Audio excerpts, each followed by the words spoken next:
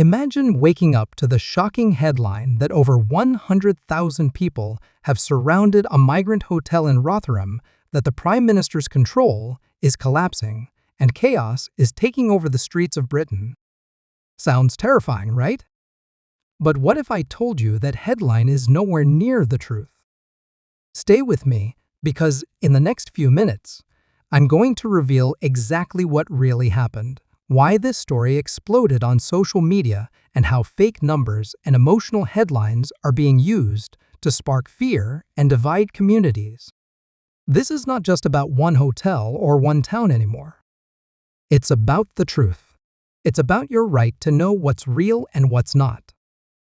So grab a cup of tea, take a deep breath, and watch this carefully, because by the end of this video, you'll see the truth behind the chaos, and trust me, it's not what you've been told. There's been a lot of noise online today claiming that a hotel in Rotherham housing people seeking asylum was surrounded by more than 100,000 people, and that the Prime Minister's authority has collapsed. And that's why it's important to slow down and look carefully at what happened so you understand the truth.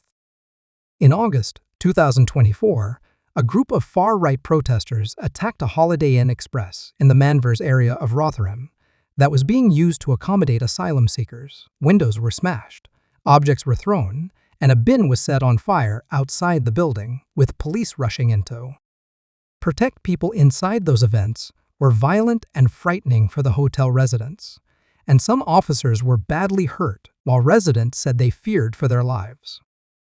The crowd that night was large and dangerous, but reliable reporting from national outlets and police estimates put the number in the hundreds rather than tens of thousands. South Yorkshire Police and many newspapers described figures in the region of several hundred to around 700 people. At the peak, not 100,000, so if you saw a headline saying 100,000, that is a huge exaggeration and not supported by the evidence. Those riots were part of a row that spread across a few towns and cities after rumors circulated online about the background of a suspect in a separate, horrific attack. Those rumors were amplified on social media and led to copycat actions and dangerous misinformation that fueled attacks on hotels being used to house asylum seekers in several places. Politicians from across the spectrum, local leaders, and campaign groups reacted strongly.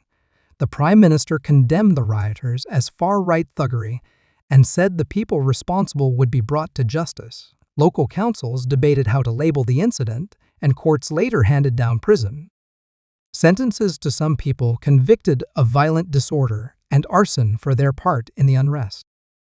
It's worth noting that many of those convicted received serious sentences because the courts treated the attacks on vulnerable people and the attacks on police as very grave crimes. Judges and ministers used the sentences to send a message that organized violent attacks and attempts to intimidate asylum seekers will not be tolerated.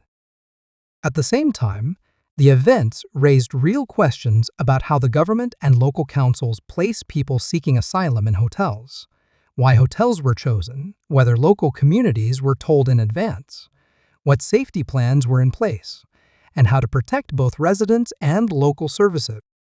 Campaigners for refugees said hotels are not long-term solutions and that people who have fled danger need secure, dignified housing and proper support instead of being moved into temporary hotels without clear protection plans. Many local residents also felt worried and angry, some because they genuinely did not feel consulted about decisions, and some because they were misled by false social media claims that stoked fear and hatred. This mix of genuine local concern and online misinformation created a dangerous atmosphere that the far right exploited, using aggressive rhetoric and false claims to mobilize people for violent demonstration.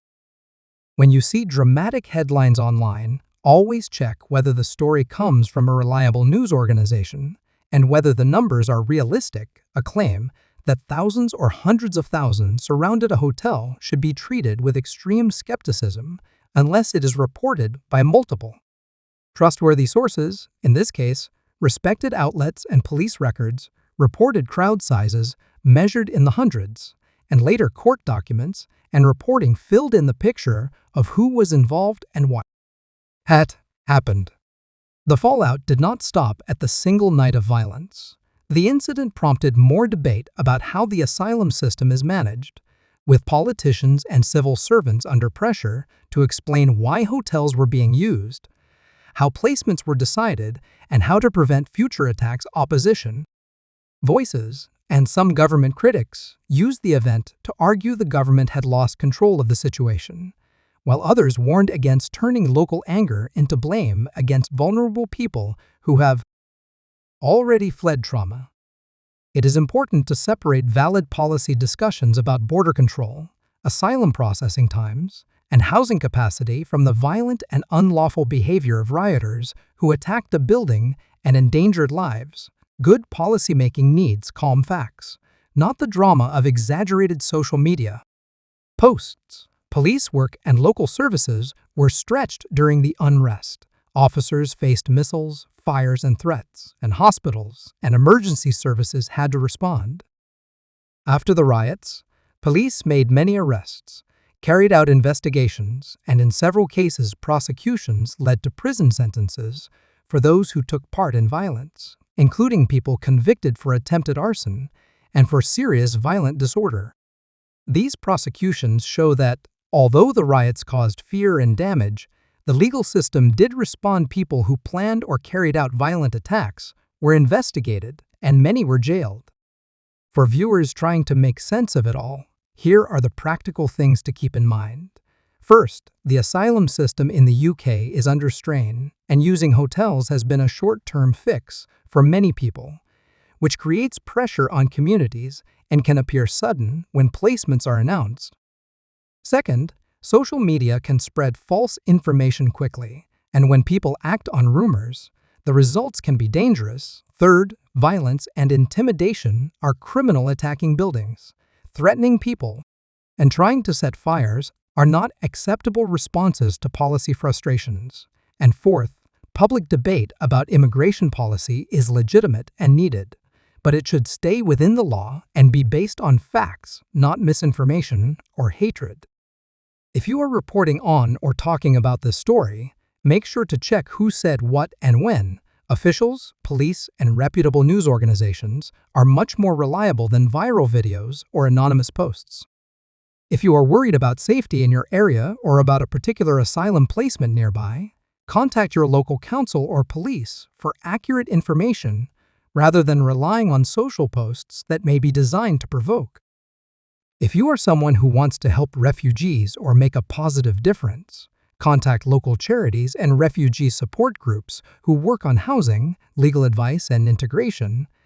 They can tell you how best to support people without putting yourself at risk or getting involved with groups who may be pushing political agendas. Lastly, on the dramatic claim that the Prime Minister's authority has collapsed because of these events, politics is often described in extreme terms online, but one violent incident, even a very serious one, does not automatically mean a government has fallen apart. Governments face criticism and pressure after crises, and leaders are judged over time by how they respond, by the policies they put forward, and by the state of the country across many issues, not by a single headline. In short, the Rotherham hotel attack was a shocking and criminal event that deserved condemnation and a strong legal response.